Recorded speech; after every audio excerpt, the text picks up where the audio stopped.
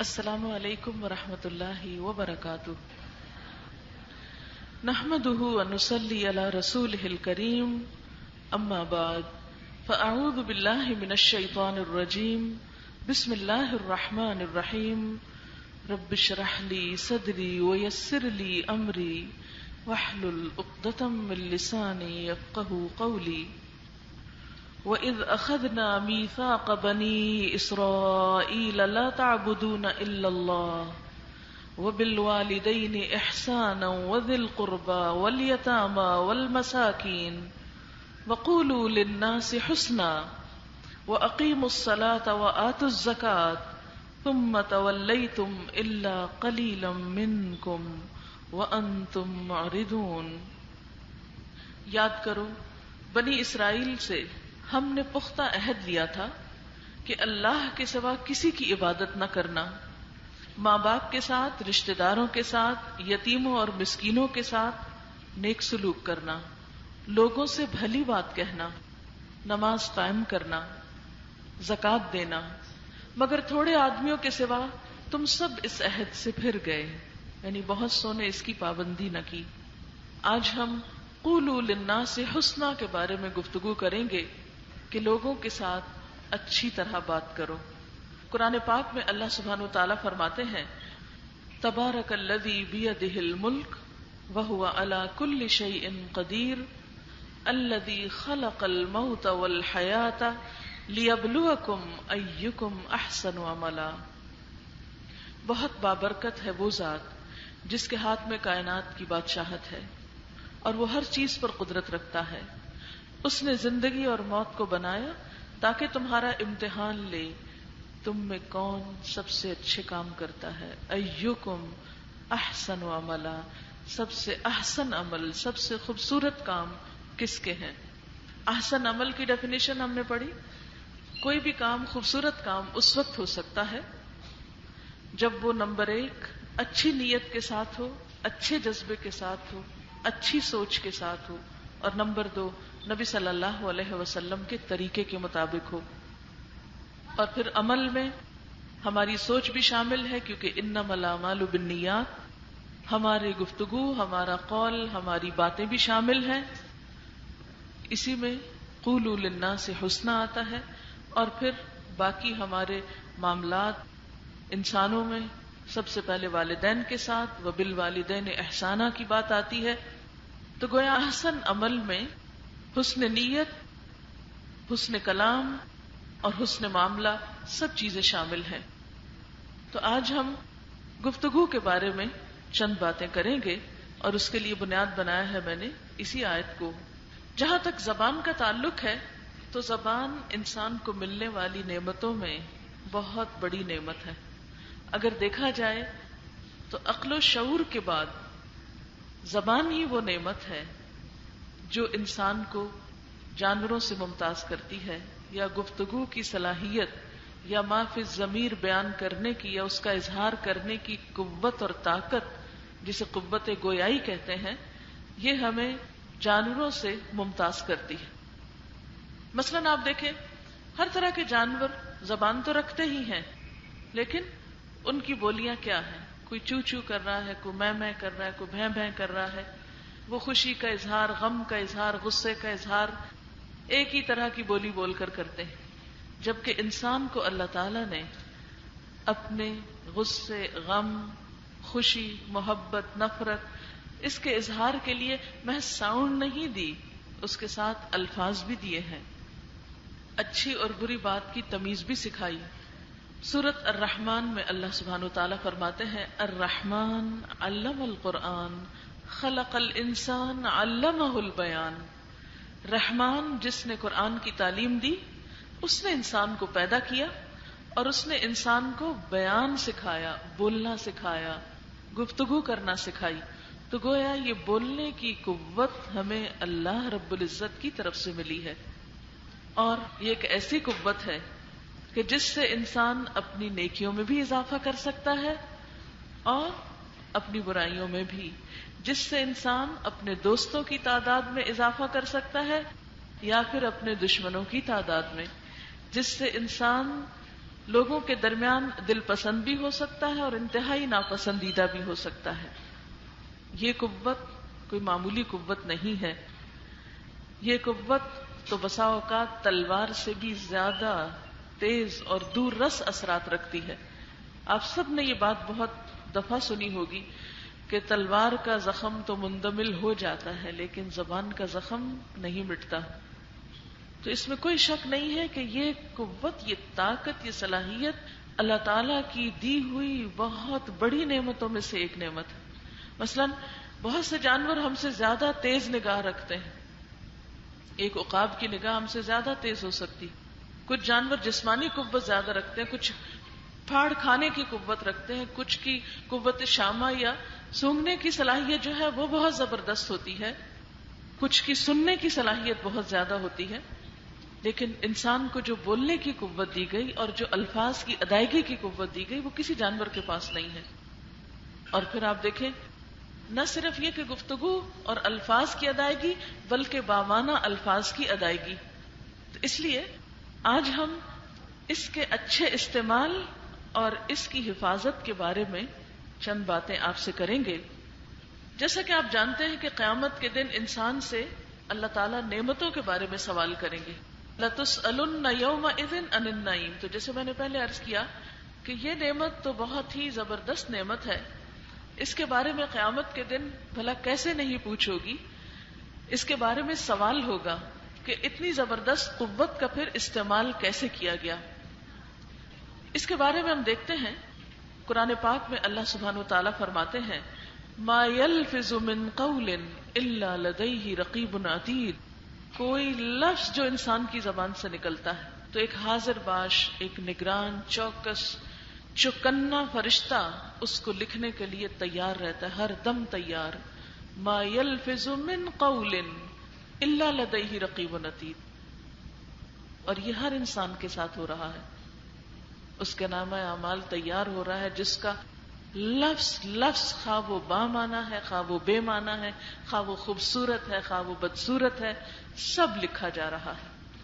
اور قیامت کے دن ایک ایک چیز انسان کے سامنے لا کے رکھ دی جائے گی اور اس وقت کوئی بھی انسان انکار نہ کر سکے گا. اس لیے بے حد ضروری ہے کہ ہم صرف جملے نہیں لفظوں کی بھی حفاظت کریں اور جان بوجھ کر کوئی ایسی بات زبان سے نہ نکالیں جو ہمارے لیے خدا نخواستہ ہلاکت خیز ہو. کیونکہ حضرت معاذ کی حدیث میں آتا ہے اللہ کے رسول صلی اللہ علیہ وسلم نے ان سے فرمایا اس زبان کی حفاظت کرنا، اس زبان کو بند رکھنا.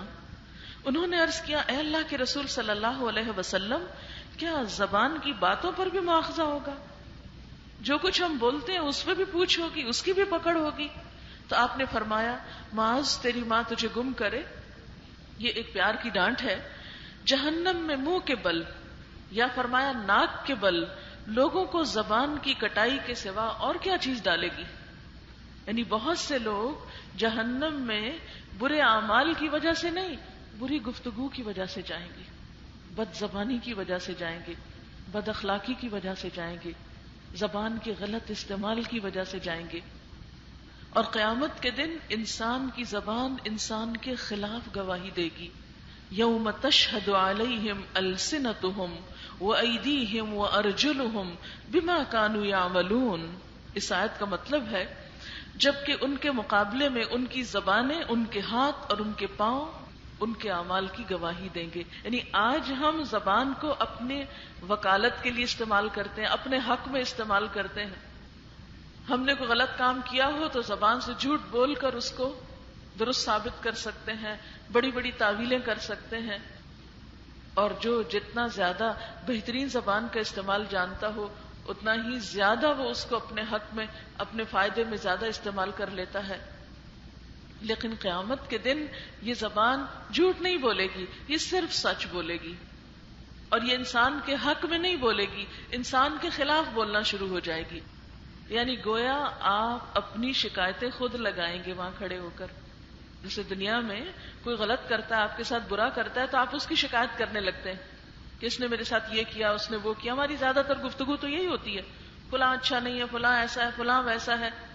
انہی باتوں کے گرد ہماری زندگی بیت رہی ہے. ہمیں اپنے اعمال کی تو کوئی فکر نہیں، ہم کیا کرتے ہیں، ساری پریشانی اس کی ہے کہ لوگ کیا کر رہے ہیں، اسی لیے تو اصلاح نہیں ہوتی۔ اگر ہم اپنے اپنے بارے میں فکر مند ہو جائیں اور ہمیں اپنے عیبوں کو دھونے کا غم لگ جائے تو اس کے لیے واقعی وقت نہ بچے کہ ہم دوسروں کے عیب پرکھیں۔ بہرحال قیامت کے دن انسان اپنے خلاف خود بولے گا، تشہد علیہم السنتہم، انسان کے خلاف اس کی اپنی زبان گواہی دے رہی ہوگی، تو اس وقت پھر انسان کہاں بچ کے جائے گا، کہاں بھاگ کے جائے گا، کہاں چھپے گا؟ خود سے تو خود نہیں چھپ سکتے آپ۔ نبی صلی اللہ علیہ وسلم نے فرمایا اکثر لوگ اپنی زبان اور شرمگاہ کی حفاظت نہ کرنے کی وجہ سے جہنم میں جائیں گے، یعنی اکثر لوگ اس وجہ سے جہنم میں جائیں گے کہ وہ اپنی زبان کی حفاظت نہیں کرتے تھے۔ ایک اور حدیث میں آتا ہے نبی صلی اللہ علیہ وسلم نے فرمایا جس نے اپنی زبان روک لی اللہ تعالیٰ نے اس کے عیبوں پہ پردہ ڈال دیا، اس کی پردہ پوشی کر دی، کیونکہ انسان جب تک خاموش رہتا ہے اس کا اچھا برا چھپا رہتا ہے۔ مثلاً آپ خوبصورت لباس پہنے، بہت اچھی طرح میک اپ کریں، بہت سٹائل سے کہیں جا کے بیٹھیں، بیٹھ کے مسکراتے رہیں، کسی کو نہیں پتا چلے گا آپ کیسے ہیں، وہ صرف ظاہری شخصیت سے کچھ صحیح اندازہ نہیں لگائے گا۔ جو ہی آپ گفتگو شروع کریں گے آپ کے عیب و ہنر کھل جائیں گے، آپ کی اصلیت پتہ لگنے لگے گی۔ تو گفتگو انسان کی شخصیت کی عکاس ہوتی ہے، آئینہ دار ہوتی ہے کہ کون کیسا ہے، حقیقت میں کیا ہے۔ انسان کے جو کچھ اندر ہوتا ہے، جو دل میں ہوتا ہے، وہ سب زبان کے راستے لوگوں کے سامنے آ جاتا ہے۔ اگر دل میں کسی کے لیے محبت ہو تو بغیر سوچے سمجھے آپ کی زبان سے ایسے جملے نکلنے لگیں گے جس سے محبت کا اظہار ہوگا۔ اگر دل میں کسی کے لیے نفرت ہو، دل میں کسی کے لیے حسد ہو، بغض ہو، تو کیا ہوتا ہے؟ بغیر سوچے سمجھے آپ کے منہ سے کوئی نہ کوئی بات ایسی نکل جائے گی، ڈائریکٹلی یا انڈائریکٹلی، کہ جس سے آپ اپنے خیالات کا اظہار کر بیٹھیں گے۔ تو اصل بات تو یہ ہے کہ پہلے دل کی اصلاح ہونی چاہیے، اور جب تک دل کی اصلاح نہیں ہوتی اس وقت تک زبان کی اصلاح ہو نہیں سکتی۔ لیکن جو انسان اپنی زبان روک کے رکھتا ہے جب تک کہ دل کی اصلاح نہ ہو جائے، سوچ سمجھ کے بات کرتا ہے، تو اس وقت تک محفوظ رہتا ہے، اس کے خلاف اس کی باتیں حجت نہیں بنتی۔ حضرت ابو سعید سے روایت ہے رسول اللہ صلی اللہ علیہ وسلم نے فرمایا جب آدمی صبح کے وقت اٹھتا ہے تو سارے اعضاء زبان کے آگے ہاتھ جوڑتے ہیں، اس کی منتیں کرتے ہیں کہ اللہ سے ہمارے معاملے میں ڈرو، اگر تم سیدھی رہی تو ہم بھی سیدھے رہیں گے، اگر تم بگڑ گئی تو ہم بھی بگڑ جائیں گے۔ تو اب آپ دیکھ رہے ہیں نا کہ دل اور زبان اور عمل کا کنیکشن کس طرح بن رہا ہے۔ انسان جو سوچتا ہے وہ بولتا ہے، اور جو بولتا ہے ویسا ہی اس کا عمل ہونے لگتا ہے۔ عام طور پر جب آپ کوئی کام کرنے کا ارادہ کرتے ہیں تو سب سے پہلے آپ اس پر گفتگو شروع کرتے ہیں۔ مثلا آپ کو وضو کرنا ہے، اب یہ کہنے کی کیا ضرورت ہے اچھا وضو کرتی ہوں، لیکن عموماً ہماری گفتگو یہ ہوتی اچھا اب مجھے وضو کر لینا چاہیے، میں وضو کرتی ہوں۔ یا کھانا کھانا ہے، چلو میں اب کھانا ہی کھا لوں۔ حالانکہ کھانا کھانا تو ایک ایکشن ہے، لیکن آپ کیا کرتے ہیں، جو کرنے والے ہوتے ہیں پہلے سے ہی بولنا شروع کر دیتے ہیں۔ تو انسان کی زبان اور گفتگو اور عمل کا ایک خاص تعلق ہوتا ہے، وہ شروع ہوتا ہے سوچ سے، یعنی سوچ سے بات اٹھتی ہے، زبان پہ آتی ہے اور پھر عمل میں ڈھل جاتی ہے۔ اسی لیے کسی نے کہا تھا کہ تم اپنے دل کی حفاظت کرو، اعمال کی حفاظت خود ہی ہو جائے گی۔ اسی طرح ایک اور حدیث میں آتا ہے نبی صلی اللہ علیہ وسلم نے فرمایا بندہ اللہ کی رضامندی کی بات کرتا ہے، یعنی ایک بات زبان سے نکالتا ہے جو اللہ کو راضی کرتی ہے، اور بندے کی خود اس کی طرف توجہ بھی نہیں ہوتی، اس کا دھیان بھی نہیں ہوتا، لیکن اللہ تعالیٰ اس کی وجہ سے اس کے کئی گنا درجے بڑھا دیتا ہے۔ یعنی ایک بات انسان کے بہت سے درجے یکلخت بڑھا دیتی ہے۔ اور اسی طرح بندہ اللہ کی ناراضگی کی بات کرتا ہے اور انسان کو دھیان بھی نہیں ہوتا کہ وہ منہ سے کیا نکال رہا ہے، کیا بول رہا ہے، کتنی غلط بات کہہ رہا ہے، اور اس ایک بات کی وجہ سے انسان جہنم کی گہرائیوں میں جا گرتا ہے۔ اس لیے کس قدر ضرورت ہے کہ انسان پہلے تولے پھر بولے، سوچ سمجھ کے بات کرے۔ لیکن ہم میں سے کتنے ہیں جو اس اصول پہ عمل کرتے ہوں، ہمیں احساس بھی نہیں ہوتا، یاد دہانی بھی نہیں ہوتی کہ یہ ہمیں کرنا ہے۔ اکثر ہماری گفتگو بے سوچے سمجھے بغیر دھیان دیے ایسے ہی بس ہوتی ہے کہ بولنے کے لیے ایک قوت ملی ہے اور اس کو استعمال کرنا ہے، بولتے چلے جاتے ہیں۔ ایک اور حدیث میں آتا ہے کہ انسان ایک غلط بات کی وجہ سے مشرق و مغرب کی درمیانی مسافت سے بھی زیادہ نیچے جا گرتا ہے۔ یعنی ایک جملہ اللہ کے ہاں انسان کو اتنا ذلیل کر دیتا ہے، اتنا ناپسندیدہ ہوتا ہے کہ وہ جہنم کی اتھاہ گہرائیوں میں پہنچ جاتا ہے۔ پھر اسی طرح جو آیت اس وقت آپ کے سامنے پڑھی گئی ہے، جس کے شروع میں آتا ہے وہ بالوالدین احسانا، اور بعد میں کیا آتا ہے وقولوا للناس حسنا، تو اس آیت میں بنیادی طور پر ہمیں قولوا للناس حسنا، اچھی گفتگو کی تلقین کی گئی ہے، یعنی گفتگو میں کیا کرو، حسن پیدا کرو۔ ہم دیکھیں گے کہ قولوا للناس حسنا کے لیے پھر کیا کرو اور کیا نہ کرو، تو ہمیں کن کن چیزوں کو اپنی گفتگو کا حصہ بنانا ہے اور کن کن چیزوں سے ہمیں پرہیز کرنا ہے۔ تو چند ایک بڑے بڑے پوائنٹس جو ہیں اگر آپ اپنے پاس نوٹ کر لیں انشاءاللہ تو اس کا لیٹر آن آپ کو فائدہ ہوگا۔ کبھی آپ اپنے پچھلے نوٹس کو دیکھ رہے ہوں گے تو کچھ باتیں پھر یاد دہانی ہو جائے گی، کیونکہ بہت سی چیزیں ہمیں پتا ہوتی ہیں، ہمارے علم میں ہوتی ہیں، ہم جانتے ہوتے ہیں، لیکن جب عمل کا وقت آتا ہے ہم بھول جاتے ہیں، ہمیں پھر یاد نہیں رہتا، پھر پڑھتے ہیں، پھر کوئی ہمیں بتاتا ہے، پھر ہم عمل کی کوشش کرتے ہیں، اور اس طرح انسان قدم بقدم آگے بڑھتے بڑھتے اللہ تعالی کی رضا پا لیتا ہے۔ تو آج ہم یہ دیکھیں گے کہ قولوا للناس حسنا میں کیا چیز آتی ہے۔ حسن کا لفظ آپ کو معلوم ہے، اس کا معنی ہوتا ہے خوبصورت، حسین، عمدہ، اچھی، لیکن اس سے مراد صرف ظاہری حسن نہیں گفتگو کا کہ آپ بہت سویٹلی بات کر رہے ہیں لیکن دوسروں کی غیبت کر رہے ہیں، نہیں، صرف ظاہری حسن مراد نہیں ہے یہاں۔ قولوا للناس حسنا میں ظاہری اور باطنی دونوں حسن مراد ہے۔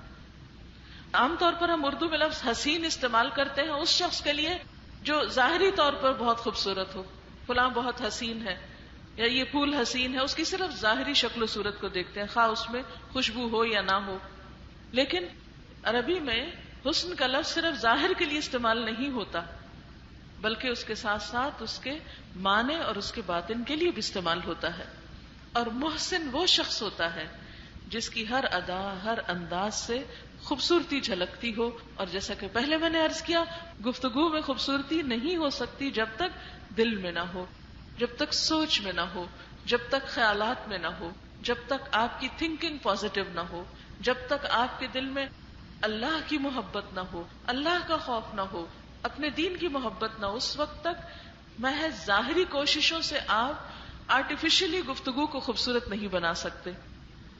اور پھر آپ دیکھیے کہ جب انسان کسی سے محض تصنع کے ساتھ ظاہری اچھی اچھی خوشامد کی باتیں کرتا ہے تو آپ نے دیکھا ہوگا ان باتوں میں اثر کوئی نہیں ہوتا، وہ دل کو نہیں لگتی۔ مثلاً کوئی شخص آپ کے سامنے بیٹھ کے آپ کی بہت خوشامد کر رہا ہے، اور عموماً لوگوں کی خوشامد بھی آپ کے صرف ظاہری حال حلیے پہ ہوتی ہے، آپ کی آنکھیں ایسی، آپ کا ناک ایسا ہے، آپ کے ہونٹ ایسے ہیں، آپ کے کپڑے ایسے ہیں، آپ اتنے اسمارٹ ہیں، اتنے فٹ ہیں، وغیرہ وغیرہ۔ انہی چیزوں کی عموماً خوشامد ہو رہی ہوتی ہے کیونکہ ہم اتنے ظاہر پرست ہو گئے، اور انسان کی بڑی کمزوری ہے، ہر دور میں لوگ ظاہر پرست رہے۔ یہ جتنا بھی شرک ہے دنیا میں سب ظاہر پرستی کی وجہ سے۔ کسی کو ستارہ اچھا لگا تو ستارہ پرست ہو گیا، کسی کو سورج اچھا لگا تو سورج پرست ہو گیا، کوئی آگ سے مروب ہو گیا تو وہ آگ پرست ہو گیا۔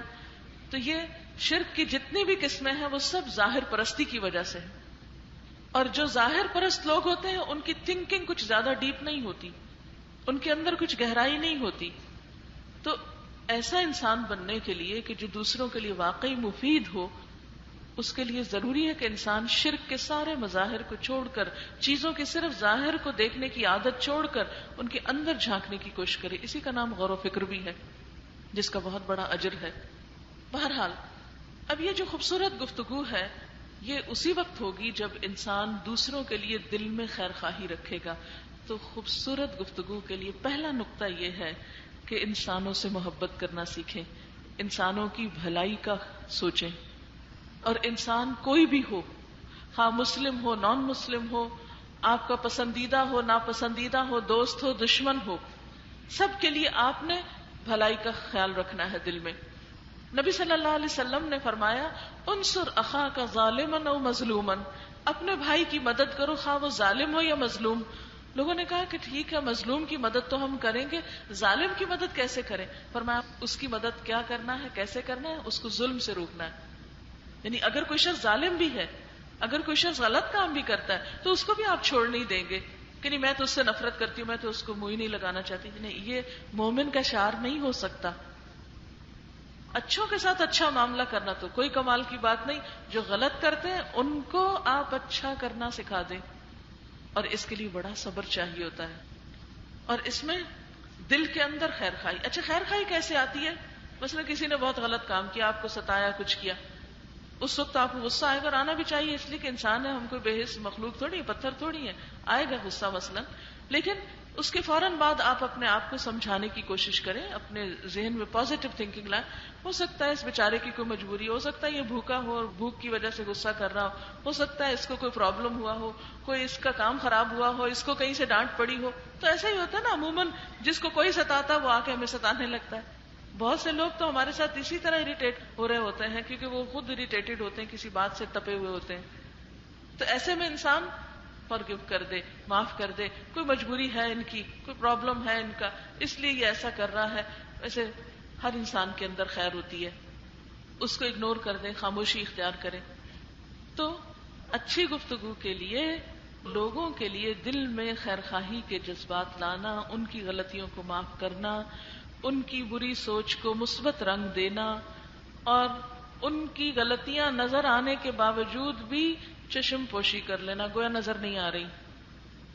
اس سے آپ کو زندگی میں اتنا سکون ملے گا، کیونکہ آپ دیکھیں جب آپ کہیں جا رہے ہوتے ہیں، راستے میں گندگی کا ڈھیر آتے ہیں، ان کو آپ دیکھ کے کیا کرتے ہیں؟ دیکھنا شروع کر دیتے ہیں۔ کہیں راہ چلتے ہوئے اگر کوڑے کا ڈھیر نظر آئے تو آپ کا طریقہ کیا ہوتا ہے؟ اگنور کر کے دوسری طرف کو سڑک کے، مثلا آپ واک کر رہے ہیں، واک کرتے کرتے آپ کو نظر آیا کہ اس راستے میں کوڑا ہے، تو ایک نفاست پسند انسان کیا کرے گا؟ وہ تھوڑا سا راستہ چھوڑ کے دوسری طرف سے ہو کے گزر جائے گا۔ وہ یہ نہیں کہ وہاں کھڑا ہو کے دیکھنے لگا اچھا کیا کیا لوگوں نے کوڑا پھینکا ہے، اس کو سے کوئی دلچسپی نہیں۔ یہ نیگیٹو تھنکنگ کے لوگ ہوتے ہیں جن کو ہر وقت اس بات کی ٹو ہوتی ہے کون کیا برائی کر رہا ہے، کون کیا خرابی کر رہا ہے، کس کے اندر کیا عیب ہے، ہماری بلا سے ہمیں کیا لگے۔ ہر ایک کو اپنا معاملہ اپنے رب کے ساتھ کرنا ہے، اپنے رب کو جواب دینا، حساب دینا، سب کا لکھا جا رہا ہے۔ ہمارے دل میں اس کی ہمدردی ہونی چاہیے کہ کسی طرح اس کو اس مصیبت سے نکالا جائے، اور اچھی طرح پیش آ کے اس کے عیبوں کو کریدنے کی بجائے، ٹو لگانے کی بجائے، ادھر ادھر سے پوچھ گچھ کرنے کی بجائے کیا کریں؟ اگنور کریں، گویا آپ نے کوڑا دیکھا ہی نہیں۔ کیونکہ وہ دیکھ کے بھی تو دل خراب ہوتا ہے نا، تو گندی باتیں سن کے بھی تو دل خراب ہوتا ہے۔ تو کوشش کیا کرنی چاہیے؟ ایسی باتوں کو توجہ ہی نہ دے، پرواہ نہ کرے۔ لیکن شیطان جو ہے اس کا کیا کام ہے؟ وہ ہمارے دل میں وسوسے ڈالتا رہتا ہے، وہ اچھائی سے ہٹا کے ہمیں برائی کی طرف لگانے کی کوشش کرتا ہے۔ اس کا دل پسند مشغلہ یہ کہ ہماری سوچ بگڑے، ہمارے خیالات خراب ہوں، اور پھر اس کو گھر کرنے کا موقع ملے، کیونکہ وہ بری سوچ سے داخل ہوتا ہے ہمارے اندر، وسوسے سے اندر آتا ہے۔ طلحہ بن عمر کہتے ہیں میں نے امام حدیث و تفسیر عطا بن ابی رباح سے کہا آپ کے پاس فاسد عقیدے والے لوگ بھی آتے ہیں، ہر طرح کے گناہگار بگڑے ہوئے لوگ آپ کے پاس آ کے بیٹھتے ہیں۔ بہت بڑے عالم تھے، آپ کو معلوم ہے کہ عطا بن ابی رباح جس دن ان کو آزادی ملی انہوں نے فوراً کیا کیا؟ جا کے پڑھنا شروع کر دیا، پڑھتے پڑھتے عالم بن گئے، اور ایسے عالم بنے کہ پھر ان کے بعد ان کے وقت میں کسی اور کی طرف لوگ رجوع نہیں کرتے تھے۔ ملوک اور ہر طرح کے لوگ ان کے پاس حاضر ہوتے تھے، حرم میں وہ رہتے تھے، اور مسلسل کئی سال انہوں نے حرم کے ایک گوشے میں اپنا ٹھکانہ بنایا ہوا تھا جہاں وہ لوگوں کو تعلیم دیتے تھے، اور دنیا بھر سے لوگ جب حج عمرے پہ آتے ان سے آ کے علم حاصل کرتے تھے۔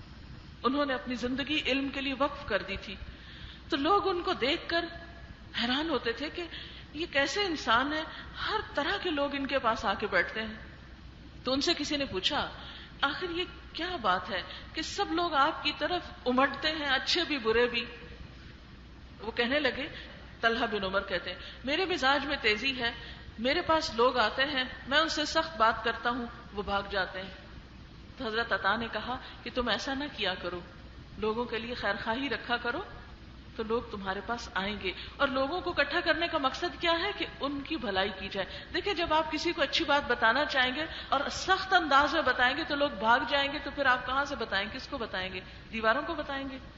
تو اس لیے ضرورت اس بات کی ہے کہ انسان خواہ خود کیسا بھی نیک عمل کرے اور سامنے والا اسے کیسی بھی برائی کرتا نظر آئے, لیکن معاملہ اپنی طرف سے اچھا کرنا چاہیے اور اس کے عمل کو اللہ کے حوالے کر دینا چاہیے, اور لوگوں کی نیتوں پہ شک نہیں کرنا چاہیے, اور لوگوں کے ساتھ معاملہ کرتے وقت بدنیتی کے ساتھ معاملہ نہیں کرنا چاہیے. پھر اسی طرح حضرت عائشہ رضی اللہ تعالی عنہا کی ایک روایت آپ سب کو معلوم ہوگی کہ ایک مرتبہ آپ صلی اللہ علیہ وسلم ان کے پاس تشریف فرماتے, اتنے میں کسی شخص نے دروازے پہ اندر آنے کی اجازت چاہی. آپ نے فرمایا عائشہ یہ اپنی قوم کا بدترین شخص ہے. اور اس کے بعد آپ اس سے جب باہر جا کے ملے بہت اچھی طرح ملے. حضرت عائشہ کو بڑی حیران ہوئی, ابھی تو آپ کہہ رہے تھے یہ اتنا بدترین انسان ہے, اور دوسری طرف آپ اتنا اچھا اس سے مل رہے ہیں, ایک بدترین انسان سے اتنے خوبصورتی سے معاملہ کر رہے ہیں. تو جب نبی صلی اللہ علیہ وسلم واپس تشریف لائے تو وہ کہتی ہے میں نے آپ سے پوچھا کہ آپ نے تو اس کو دیکھتے ہی فرمایا تھا کہ یہ آدمی بہت برا ہے, پھر آپ اس سے خندہ پیشانی سے کیوں ملے ہیں؟ تو آپ صلی اللہ علیہ وسلم نے فرمایا عائشہ تم نے کب مجھے بد زبانی کرتے ہوئے پایا؟ یعنی میرا طریقہ تو بد زبانی کا نہیں ہے. سب سے برا آدمی اللہ کے نزدیک قیامت کے دن وہ ہوگا کہ جس کی برائی سے ڈر کر لوگ اس سے ملنا چھوڑ دیں گے. یعنی قیامت کے دن وہ شخص بہت برے حال میں ہوگا کہ جس کی بد اخلاقی کی وجہ سے لوگ اس سے ڈر کے بات ہی نہیں کرنا چاہیں گے کہ نہیں اس کے پاس نہیں جاتے, ہمیں ڈر لگتا ہے. اور یہ جو آپ کے ذہن میں ہو سکتا خیال آ رہا ہو کہ آپ صلی اللہ علیہ وسلم نے اس شخص کی برائی کیوں کی تھی, پھر وہ اس لیے کہ حضرت عائشہ کو مطلع کرنا تھا تاکہ آپ کسی طرح اس کے شر کا شکار نہ ہو. کیونکہ بعض اوقات ایسا ہوتا ہے نا کہ ایک شخص خراب ہوتا ہے اور آپ اپنے بچوں کو, فیملی کو اس سے پروٹیکٹ کرتے ہیں. مثلا آپ سب کو پتا ہوگا آپ کے پیرنٹس فلاں دوست سے ملنا فلاں سے نہیں ملنا, اس کے پاس نہیں بیٹھنا. وہ کیوں ہوتا ہے؟ مثلا کوئی دوست آپ کا بہت وقت ضائع کرتی, تو آپ کے ماں کو یا باپ کو یہ خیال ہو سکتا ہے کہ ہمارے بچے کا وقت ضائع نہیں ہونا چاہیے, تو وہ آپ کو روکتے ہیں. ایسا نہیں وہ آپ کے دوستوں کے دشمن ہوتے ہیں, لیکن ان کو پتا ہے کہ فلاں کی دوستی آپ کے حق میں اچھی نہیں ہے. تو ایسا کرنا گھر کے ذمہ دار کا فرض ہے کہ وہ اپنے بچوں اپنی بیوی کے بارے میں پروٹیکٹیو ہو کہ وہ کسی شر کا یا نقصان کا شکار نہ ہو. یہ صرف اس وجہ سے آپ کو بتانا تھا. پھر ایک اور اہم نقطہ یہ یاد رکھیے کہ عموماً ہم 3 طرح کے لوگوں سے معاملہ کرتے ہیں. ایک ہوتے ہیں ہمارے برابر والے, ایک ہوتے ہیں ہم سے بڑے, اور ایک ہوتے ہیں ہم سے چھوٹے لوگ. بڑوں میں جیسے عمر کے لحاظ سے بڑے, رتبے کے لحاظ سے بڑے, یا کسی اور اعتبار سے بڑے. اور برابر والوں میں جیسے آپ لوگ ایک کلاس میں پڑھتے ہیں, ہم عمر ہیں یا ہم مرتبہ ہیں, یا ایک آدھ کلاس اوپر نیچے تھوڑا بہت فرق. اور نیچے والوں میں عمر میں چھوٹے یا پھر سٹیٹس میں چھوٹے, جیسے سرونٹس وغیرہ ہوتے ہیں. انسان کا عام طور پر معاملہ کیا ہوتا ہے؟ جو اس سے بڑا ہوتا ہے اس کے ساتھ تو وہ شرافت سے بات کرتا ہے کہ بڑا ہے. غصہ بھی ہو تو انسان کہتا ہے اچھا بڑا ہے چلو چھوڑ دیتے ہیں, یا اس کا ڈر ہوتا ہے بعض اوقات, یعنی ہم میں شرافت نہیں ہوتی, اس کے خوف سے بعض اوقات ہم نہیں بولتے.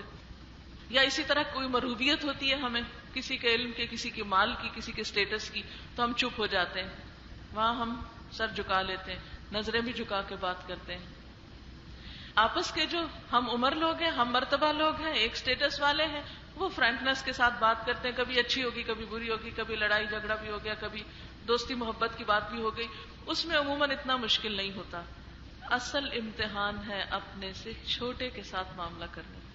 کسی انسان کی پہچان اس سے نہیں ہوگی کہ اپنے سے بڑے کے ساتھ اس نے کیسا معاملہ کیا. اس کی پہچان یہاں سے نہیں ہوگی اس نے اپنے برابر والے سے کیسا معاملہ کیا.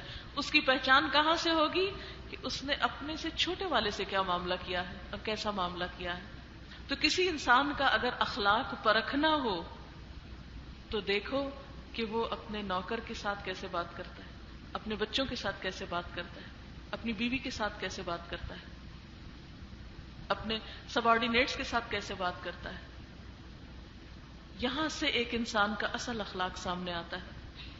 اور ہم سب کا امتحان یہی ہے. دیکھیں نا, زور ہمارا اپنے سے چھوٹے والے پہ چلتا ہے نا. مثلا آپ بچیاں, آپ کے چھوٹے بہن بھائی جو ہوں گے, جو آپ کا بس ان پہ چلتا ہے وہ کسی اور پہ تو نہیں چلتا. اب اگر آپ ان کے ساتھ اچھی طرح معاملہ کر سکتے ہیں, ان کی تکلیفوں پہ صبر, کیونکہ چھوٹے بہن بھائی ستاتے بھی بہت ہیں, بعض اوقات چھیڑ چھاڑ لگی رہتی ہے, چیزیں خراب کرتے ہیں اور پڑھنے نہیں دیتے، شور ہنگامہ کرتے ہیں، کھیل کود کرتے ہیں، تو ایسے میں انسان بہت جلد ٹیمپر لوز کر جاتا ہے، چونکہ بس بھی چلتا ہے ایک دو لگا بھی جاتے ہیں. تو ایسی صورت میں وہاں پر حدود کے اندر رہنا ٹھیک ہے، ڈسپلن سکھانا فرض ہوتا ہے، فرم ہونا چاہیے آپ کو، ہر وقت بالکل ڈھیلے ڈالے نہیں رہے، فرم ہو، لیکن بد اخلاقی کا مظاہرہ نہیں کرے. آپ صلی اللہ علیہ وسلم نے اسی طرح ایک انسان کی خوبی کی پہچان کیا بتائی؟ خیرکم خیرکم لأہلہ وانا خیرکم لأہلی. تم میں سب سے اچھا وہ ہے جو اپنی بیوی کے حق میں اچھا، اپنے اہل کے حق میں اچھا ہے، اور میں تم میں سب سے زیادہ اپنے اہل کے لیے اچھا ہوں. یعنی کسی انسان کا اخلاق یہاں سے نہیں پرکھا جائے گا کہ وہ اپنے بہن بھائیوں کے ساتھ کیسا ہے یا بڑوں کے ساتھ یا کلیگز کے ساتھ، دیکھا یہ جائے گا اپنے گھر میں اپنی بیوی کے ساتھ کیسا ہے، وہاں اس کا اخلاق کیسا ہے. تو اس لیے انسان کا اصل امتحان اس سے چھوٹے لوگ ہوتے ہیں جن پر انسان کا بس چلتا ہے، اور پھر انسان اپنے آپ کو سمیٹ کے سنبھال کے اور کنٹرول کر کے رکھتا ہے، اور یہاں آ کر ہی انسان پھر امتحان میں کامیاب ہوتا ہے. قولوا للناس حسنا میں دوسری بات بامقصد گفتگو. پہلی بات کیا تھی؟ سب انسانوں سے اچھی طرح گفتگو کرنا جس میں ظاہری طور بھی اچھائی ہو اور دل میں بھی اچھائی ہو، خیرخواہی کے جذبات کے ساتھ اچھا معاملہ کرنا. دوسری بات یہ ہے کہ جب آپ گفتگو کریں تو اس میں کیا ہو؟ بامقصد گفتگو ہو. بے مقصد گفتگو لغو سے پرہیز کریں، بیکار کی باتیں کم کریں. میں یہ تو نہیں کہتی نہ کریں، کیونکہ ابھی اتنی جلدی آپ کو سب کچھ چھوڑنا مشکل ہوگا، لیکن کم تو کر سکتے ہیں نا. اور خصوصاً روزے ہیں آپ کے رمضان میں، اسی وجہ سے یہ ٹاکس رکھی گئی ہیں رمضان میں، کیونکہ رمضان ایک ایسا موقع ہوتا ہے جو ہماری عادات میں بہت جلدی تبدیلی لاتا ہے، کیونکہ پورا ماحول ایک طرح سے ہمارا ہم آہنگ ہوتا ہے، ہمارے لیے مددگار ہوتا ہے، تو اس میں پھر انسان کو بری بات چھوڑنے میں مدد ہوتی ہے. مثلا لڑائی جھگڑے سے پرہیز رمضان میں ضروری ہے، کیونکہ انسان کو کانسٹنٹلی احساس ہوتا ہے میں روزے سے ہوں. نبی صلی اللہ علیہ وسلم نے فرمایا کہ اذا کان یوم صوم احدکم، جب تم میں سے کوئی کسی دن روزہ رکھے ہوئے ہو تو پھر نہ وہ گالی گلوچ کرے اور نہ ہی کوئی لڑائی جھگڑا کرے، اور اگر کوئی اس سے گالی گلوچ کرے تو وہ کیا کہے؟ انی امرؤ صائم، میں تو روزے سے ہوں. ہم میں سے کتنے لوگوں نے یہ کہا؟ کبھی بولا یہ جملہ کہ میں تو روزے سے ہوں؟ نہیں. کوئی لڑے ہم سے تو ہم بھی جواب میں ویسے ہی ایک کی دو سنا کے ٹھنڈے ہوں گے، پھر بھی نہیں ہوں گے شاید. تو اس میں آپ دیکھیے انی امرؤ صائم، میں تو روزے سے ہوں. اور ایک مومن صرف رمضان میں روزے سے نہیں ہوتا، وہ تو ساری زندگی روزے سے ہوتا ہے. گفتگو کا روزہ تو ساری زندگی کے لیے ہے. اس لیے گفتگو ہماری بامقصد ہو. حدیث میں آتا ہے اللہ تعالیٰ کو 3 چیزیں سخت ناپسند ہیں. نمبر 1 بے مقصد گفتگو، سخت ناپسند. اللہ تعالیٰ کو وہ لوگ اچھے نہیں لگتے جو بیکار کی بیہودہ بے مقصد گفتگو کرتے رہتے ہیں. نمبر 2 مال ضائع کرنا، کہ بس ٹھیک ہے بہت پیسے ہیں، پاکٹ منی بہت ساری مل گئی ہے، جہاں مرضی اڑا دو، مہنگے مہنگے کارڈ خرید لو دوستوں کے لیے، اور ادھر ادھر صدقہ خیرات کچھ نہ کرو. حالانکہ وہی بات جو ہم نے کسی کو کارڈ سے کہنی ہوتی ہے وہ ہم خود بھی لکھ کے کسی کو کر سکتے ہیں، لیکن ہم عموماً بیکار میں مال ضائع کر رہے ہوتے ہیں. کسی کو اچھی کتاب لے کر دے وہ زیادہ بہتر ہے بنسبت اس کے کہ کوئی ایسی چند جذباتی باتوں پہ مشتمل ایک کارڈ. اور تیسری چیز جو اللہ تعالیٰ کو سخت ناپسند ہے وہ غیر ضروری سوال، unnecessary questions، جن کا عمل سے کوئی تعلق نہ ہو. ایک وہ سوال ہوتا ہے نا جس کا آپ کے عمل سے تعلق ہوتا ہے، آپ کو واقعی کوئی مسئلہ پیش آیا ہے تو آپ پوچھ رہے ہیں، اور ایک یہ ہے کہ بس کوئی ہاتھ آ گیا جتنے مرضی پوچھو.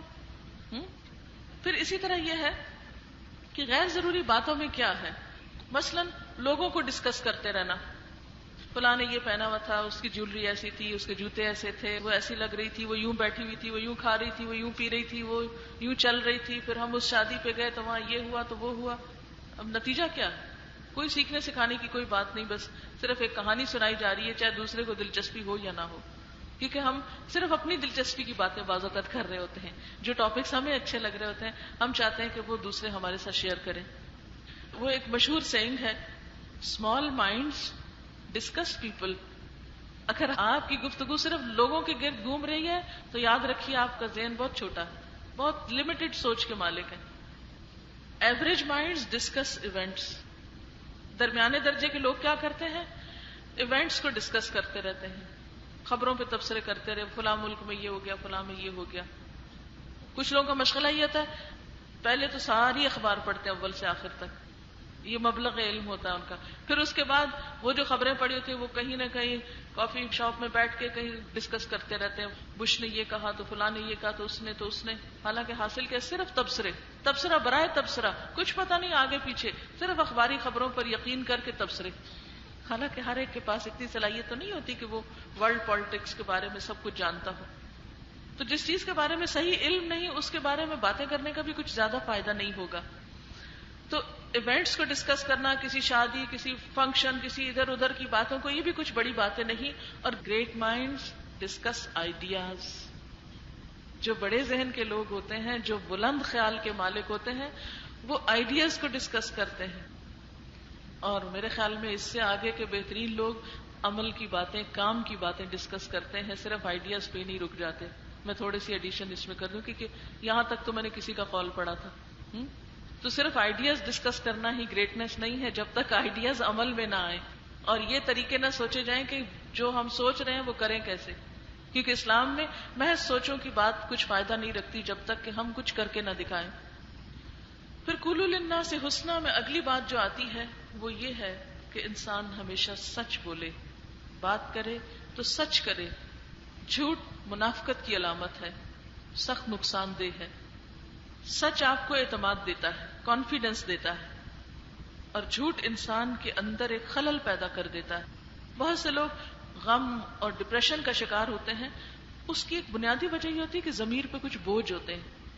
بعض اوقات آپ نے کسی کو کچھ تانا دیا ہوتا ہے، کسی کو ستایا ہوتا ہے، کسی کے ساتھ روڈنس آپ نے کی ہوتی ہے، تو پھر وہ دوسرا شخص بعض اوقات چپ ہو جاتا ہے، بعض اوقات پلٹ آپ کو جواب دیتا ہے. لیکن لیٹر آن وہ جب آپ تنہا ہوتے ہیں، اکیلے ہوتے ہیں، پھر آہستہ آہستہ وہ باتیں ابھر کے اوپر آ رہی ہوتی ہیں، پھر وہ آپ کو پنچ کرتی ہیں، ستاتی ہیں. پھر آپ کے پاس ان کا کوئی حل علاج نہیں ہوتا، توبہ استغفار کا خیال نہیں آتا، اور انسان انہی کے اندر گھٹتا رہتا ہے اور نتیجتاً ایسے ایسے الجھاؤ کا شکار ہو جاتا ہے، ایسے ایسے کمپلیکسز کا شکار ہو جاتا ہے کہ زندگی جہنم بن کے رہ جاتی ہے اور انسان ذہنی مریض ہو جاتا ہے. تو ایسی گفتگو نہ کریں کہ جو آپ کے ضمیر پر بوجھ بنے. انسان ہے نا، ہم سے بھول چک ہو جاتی ہے. اگر ایسی کوئی بات نکل جائے معافی مانگ لیں، مجھ سے بھول ہو گئی، غلطی ہو گئی، اور آئندہ اپنے ساتھ عہد کریں کہ مجھے آئندہ ایسی بات نہیں کرنی. لوگ جو مرضی کریں، مجھے اپنے عمل کو ان کے تابع نہیں کرنا. قرآن پاک میں اللہ تعالیٰ فرماتے ہیں وَاجْتَنِبُوا قَوْلَ الزُّورِ، جھوٹی بات سے بچو، جھوٹی گواہی سے پرہیز کرو. پھر اسی طرح آپ صلی اللہ علیہ وسلم نے بھی جھوٹی گواہی کے بارے میں اور جھوٹ کے بارے میں اتنی شدت اور اتنی تاکید سے فرمایا، اتنی تکرار کی آپ نے اس بات کی کہ جھوٹی گواہی سے بچو کہ صحابہ کرام خواہش کرنے لگے کہ کاش اب آپ اور نہ کہیں. یعنی کوئی بات آپ نے اتنی زیادہ دفعہ منع نہیں کی جتنا آپ نے جھوٹی گواہی اور جھوٹ کے بارے میں تکرار اور کثرت سے منع کیا. یعنی باقی چیزیں نا آپ نے منع کیا، ایسا نہیں کرو، ویسا نہیں کرو، 1 2 دفعہ 3 دفعہ 5 دفعہ، لیکن جھوٹ سے بچنے کے لیے اتنی دفعہ کا، اتنی دفعہ کہ لوگ خواہش کرنے لگے کہ بس اب آپ اور نہیں کہیں. گویا سب سے زیادہ جس چیز کے بارے میں آپ نے بچنے سے کہا وہ جھوٹ تھا اور جھوٹی گواہی تھی. پھر اسی طرح انسان کی گفتگو میں جو وعدے ہیں یا قسمیں ہیں ان کو پورا کرنا چاہیے. یعنی پہلے تو یہ کہ بہت زیادہ وعدے نہیں کرنے چاہیے، اور اگر کریں تو پھر انشاءاللہ ساتھ کہیں. اور پھر اسی طرح بات بات پہ قسم نہ کھائیں. کچھ لوگوں کی عادت ہوتی ہے نا قسم کو تکیہ کلام بنا لینے کی. تکیہ کلام کا مطلب پتہ ہے نا، ایک تو ہم اپنے لیے تکیہ استعمال کرتے ہیں اور ایک کلام کے لیے تکیہ استعمال کرتے ہیں، اور ہر دوسری بات میں پھر وہ شامل کر لیتے ہیں. تو قسم کھانے سے بچیں، اور تکیہ کلام کے طور پر بھی قسم کا استعمال جو ہے وہ گفتگو سے نکال دیں. مثلا عربوں کی عام عادت ہوتی ہے واللہ، ہر دوسری بات میں واللہ کر رہے ہوتے ہیں. ایک عادت ہے، تکیہ کلام ہے، گفتگو یا جملے کا ایک حصہ ہے. تو ایسی چیزیں بھی کلام کو بعض اوقات خوبصورت نہیں بناتی. نبی صلی اللہ علیہ وسلم ان چیزوں سے بچا کرتے تھے. قرآن پاک میں ایک اور جگہ پر آتا ہے وَقُولُوا لَهُمْ قَوْلًا مَعْرُوفًا. اگر جھوٹ نہیں کہنا، قسمیں نہیں کھانی، پھر کیا کرنا ہے؟ معروف بات کرنی ہے، بھلی بات کرنی ہے. ایک اور حدیث میں آتا ہے الکلمۃ الطیبۃ صدقہ، اچھی بات، عمدہ بات صدقہ ہوتی ہے. ایک اور جگہ پر قرآن پاک میں اللہ تعالیٰ نے قولاً کریمہ کی بات کی ہے کہ احترام والی بات. گویا گفتگو میں جہاں خیر ہو، ظاہری خوبصورتی ہو، جہاں دل کی اچھائی ہو، وہاں لہجے میں احترام بھی ہو دوسروں کے لیے. تانا دینے سے پرہیز کرنا چاہیے، یا تیکھی اور چبھنے والی باتیں کرنا یہ اسلامی لحاظ سے ناپسندیدہ ہے۔ حدیث میں آتا ہے تم دوزخ سے بچو، اگر کچھ نہیں ملتا تو کھجور کا ایک ٹکڑا دے کر ہی، اور اگر یہ بھی نہ ہو سکے تو اچھی ملائم بات کر کے۔ دوزخ سے بچو اچھی ملائم بات کر کے، یعنی صدقہ کرنے کے لیے کچھ نہیں، دینے کے لیے کچھ نہیں، تو کم از کم کسی کو اچھی بات تو دو، احترام سے، ادب سے، محبت سے بات کرو۔ آپ صلی اللہ علیہ وسلم نے فرمایا جو شخص اللہ اور آخرت پر ایمان رکھتا ہے اسے چاہیے کہ صرف اچھی بات زبان سے نکالے ورنہ خاموش رہے۔ پھر اسی طرح عدل و انصاف کی بات کرنی چاہیے۔ پھر دل جوئی کی بات، یعنی آپ کی گفتگو میں دل جوئی ہو، حوصلہ توڑنے والی باتیں نہ ہوں۔ اور حوصلہ توڑنے والی بات میں سب سے بدترین بات نہیں سے بات شروع کرنا۔ یہ سب باتیں آپ نے پہلے بھی پڑھی سنی ہوگی۔ رمضان کے کانٹیکسٹ میں ان کی یاد دہانی کا مقصد کیا ہے کہ روزے کے ساتھ جب ہم اپنی اصلاح کا عمل شروع کریں گے، کیونکہ یہ جو ٹاکس ہم کر رہے ہیں یہ محض علم میں اضافے کے لیے نہیں، الحمدللہ اتنا نالج آپ کے پاس پہلے بھی ہے، یہ علم میں اضافے کے لیے باتیں نہیں ہو رہی، یہ کس لیے بات ہو رہی ہے؟ عمل میں لانے کے لیے، کہ جو کمی کوتاہی ہم میں ہے ایک یاد دہانی کے ذریعے ہم اپنا عمل بدل لیں، ہمارے رویے بدل جائیں، ہمارے اخلاق میں تبدیلی آ جائے، ہم ایک پازیٹو مثبت انسان بن جائیں۔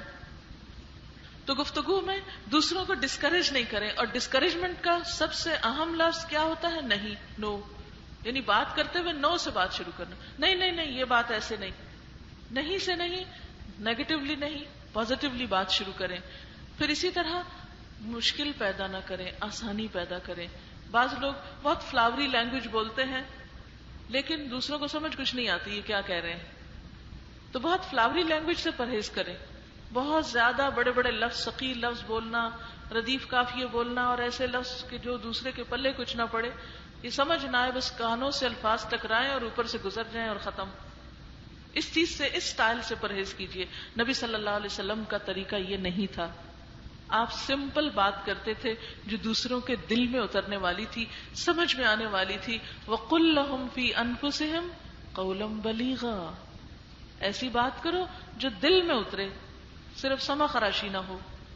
اور پھر لوگوں کے لیے آسانی پیدا کرو، خوشخبری سناؤ، نفرت نہ دلاؤ، یعنی گفتگو میں، اور خصوصاً اگر کوئی اسپیچ وغیرہ ہو تو اس میں خاص طور پر اس کا دھیان دیا جائے۔ پھر فرعون کے دربار میں جب حضرت موسیٰ اور حضرت ہارون علیہ السلام کو اللہ تعالیٰ نے بھیجا تو کیا تلقین کی؟ خاص طور پر قولا لہ قولا لینا، کہ نرمی سے بات کرنا۔ اب آپ بتائیے کہ فرعون کیسا شخص تھا؟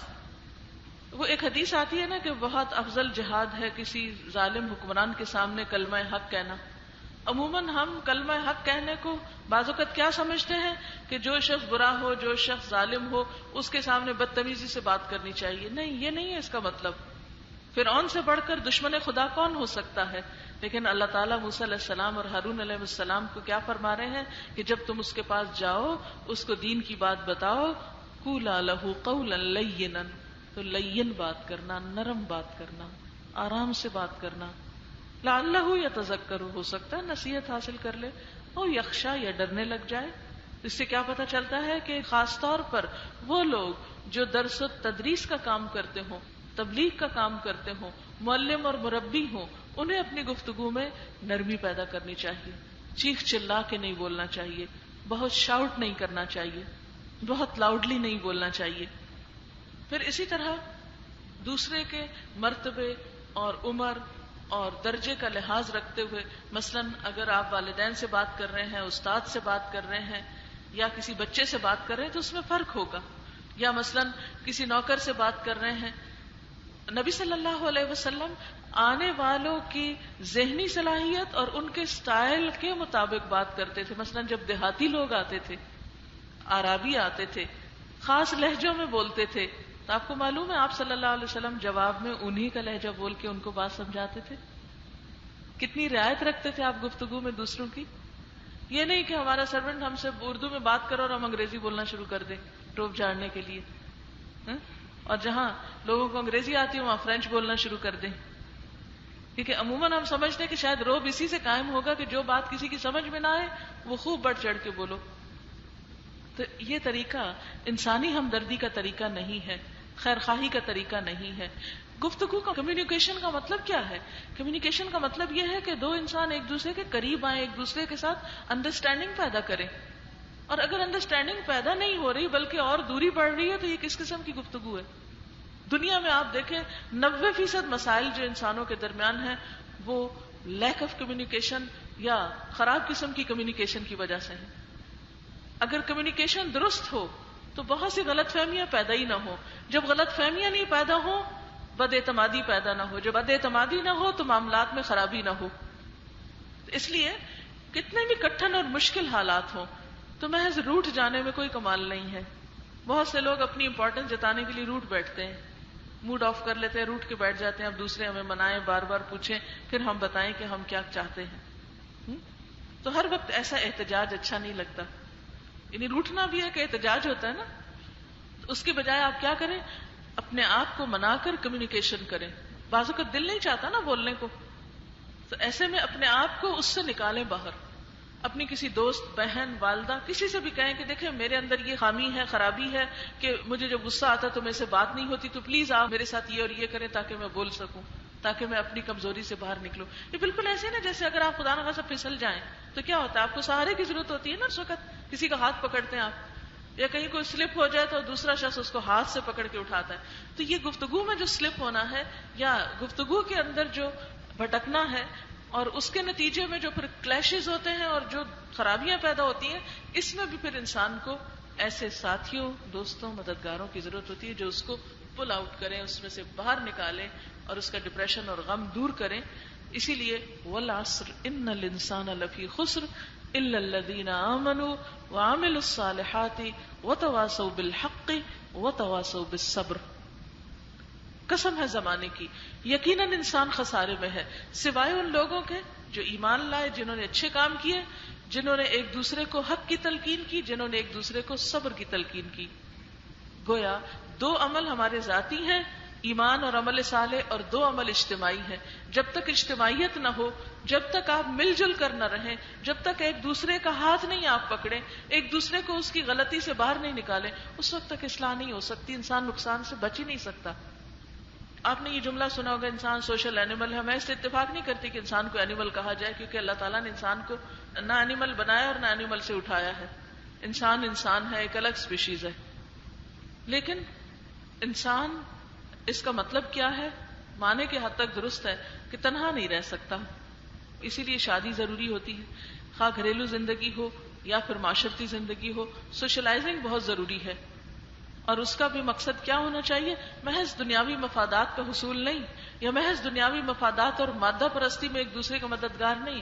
اچھے اخلاق کے لیے بھی ایک دوسرے سے تعاون، نیکی کو آگے بڑھانے کے لیے بھی ایک دوسرے سے تعاون. جیسے قرآن پاک کا حکم ہے تعاونوا علی البر والتقوی ولا تعاونوا علی الاثم والعدوان. نیکی اور تقوی کے کاموں میں ایک دوسرے کو مدد دو، اور گناہ اور زیادتی کے کاموں میں ایک دوسرے کی مدد نہ کرو، خواہ کو اپنا قریبی رشتہ داری کیوں نہ ہو. حضرت انس کہتے ہیں میں نبی صلی اللہ علیہ وسلم کی خدمت میں 10 برس رہا، آپ نے مجھے کبھی اف تک نہیں کہا. حالانکہ حضرت انس کیا تھے؟ بچے تھے، آپ کے خدمت گار تھے. ان کی والدہ ام سلیم نے ان کو نبی صلی اللہ علیہ وسلم کی نظر کیا تھا کہ یہ بچہ لکھنا جانتا ہے. 10 سال اپنے بچے کی تربیت کی، اس کو لکھنا سکھایا. جب وہ یعنی اسکل آ گئی اس کے پاس تو جا کے حضور کے پاس چھوڑ آئی، اپنی خدمت سے دستبردار ہو گئی.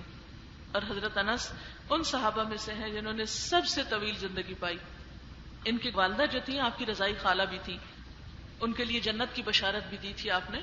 اور ان کے گھر میں آپ تشریف لے جایا کرتے تھے، کبھی کبھی آرام کرتے. اور ایک موقع پر آپ وہاں پر گئے اور آپ نے نماز پڑھائی اور بہت زیادہ دعائیں دی. وہ کہتی ہیں کہ آپ صلی اللہ علیہ وسلم نے ہمیں اتنی دعائیں دی کہ اس کے بعد مجھے زندگی میں کسی سے دعا کرانے کی ضرورت نہیں پڑی، طلب ہی نہیں ہوئی کہ کسی اور سے کچھ دعا کرائی جائے. اتنی زیادہ آپ نے دعائیں کی. کیوں؟ اس لیے کہ وہ بھی تو قربانی کر رہی تھی اسلام کے لیے اور دین کے لیے.